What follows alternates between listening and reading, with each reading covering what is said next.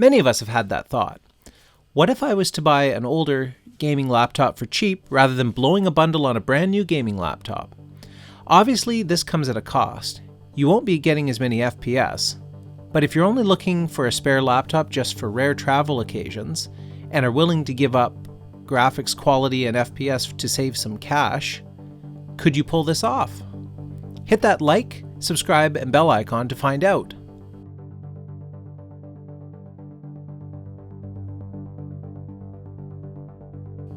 This is an Asus Republic of Gamers model G73J, released 12 years ago in 2010. At the time, this system was well equipped with a 17-inch Full HD screen, Intel Core i7-720 quad-core CPU, and a Radeon HD 5870 graphics. The first thing I notice about this laptop is the premium rubberized coating, which didn't age well at all. It's very prone to scratches or scuffs, which could be overlooked, but on this unit, the rubber coating has actually become incredibly sticky, and cleaning it didn't help either. It's heavy too, weighing in at around 8 pounds, so carting it around daily might get tiring, but for casual travel, that's not necessarily an issue.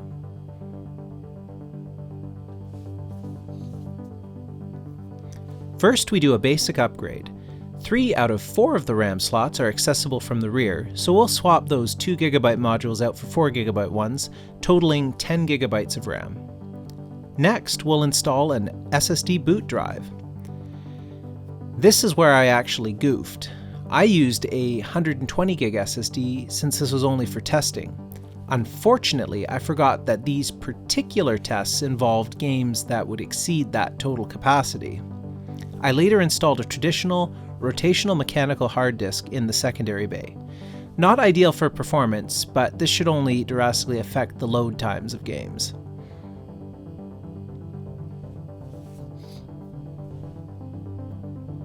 And why not install Windows 11 while we're at it?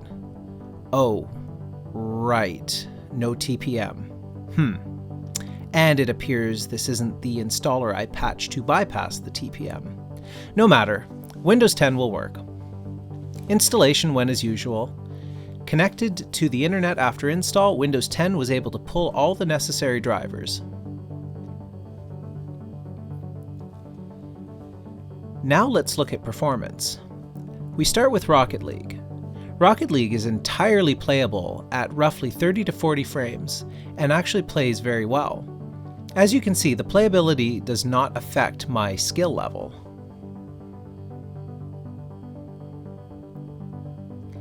And here's where the first hiccup occurs. Despite no issues installing drivers, Windows, or the games, after running a game for any period of time, the graphics card begins to have problems. This is the reality of buying a used system. Even a system sold as tested and working can have issues which only come up in certain circumstances. And this particular problem was not uncommon to these Radeon series of graphics cards.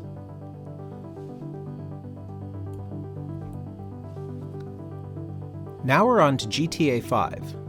Just running through the opening yields 50 to 70 frames per second, which would suggest it should be pretty playable through a typical, more graphically intense scene. This isn't surprising though, as it's an older game with relatively low system requirements. Oh, and this time instead of an instant reboot, we get a blue screen. So this will be an interesting one. With the graphics turned as far down as possible, here is Shadow of the Tomb Raider. Well, the menu at least. At 12 frames per second, I was excited to see what the actual game would run at. Unfortunately, while some of the overlays would load, the actual game would not. I'm not much for first-person and adventure games. I really enjoy racing games. Here's one of my more modern favorites, Wreckfest. Game load times are terrible, which is partially due to the mechanical hard drive. With the graphics quality turned all the way down at 720p, the game isn't really playable. When getting into an open area with less vehicles, the frame rate increases into the 20s and becomes somewhat playable in these moments.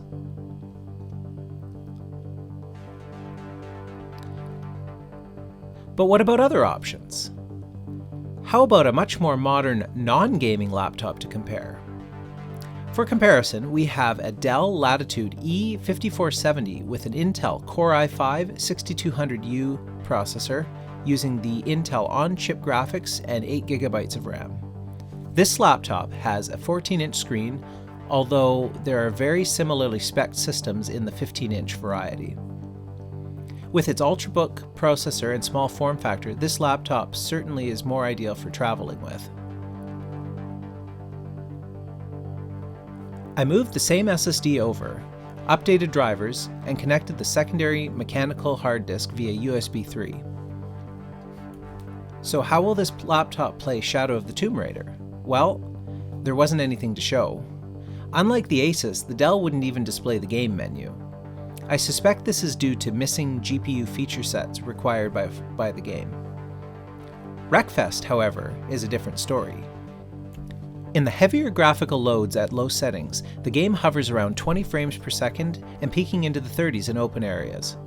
A true gamer would probably not consider this all that playable, but it was smooth enough that I would certainly play it and consider it satisfactory to my liking. But could there be a better option yet? This Dell Precision M4800 is not a gaming laptop. It's a mobile workstation. Even base models are decently equipped. The best part is that these are highly upgradable, including the GPU. This particular unit is outfitted with an Intel Core i7-4800MQ with 32GB of DDR3 RAM and an AMD FirePro M5100 2GB GPU. So same deal here. I moved the SSD and hard drive over, installed the necessary drivers, and tried again. With Shadow of the Tomb Raider at low settings, the game averaged in the mid-20s during the benchmark. Fraps wouldn't work during gameplay for some reason, but the first bit of the game felt entirely playable. Wreckfest was able to maintain a frame rate in the mid-20s from off the line. It even felt playable when increasing the graphics quality.